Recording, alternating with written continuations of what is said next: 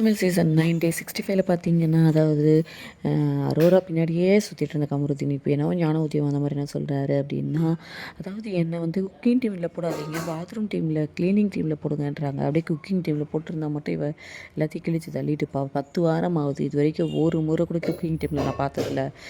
Bathroom 3 எத்தனை நாளைக்கு கக்கூசே கழுவிட்டுருப்பா அப்படின்னு சொல்லிட்டு இருக்காங்க. பார்வதியும் வந்து ஆமா எஸ்கேப் ஆகிட்டே இருக்கா அப்படின்ற மாதிரி வந்து சொல்கிறாங்க. அதுக்கப்புறம் சாண்ட்ரா என்ன சொல்கிறாங்க, டாய்லெட்டையாவது ஒழுங்காக க்ளீன் பண்ணணும்ல, அதுவும் க்ளீன் பண்ணுறதில்ல அப்படின்னு சொல்லிக்கிட்டு இருக்காங்க.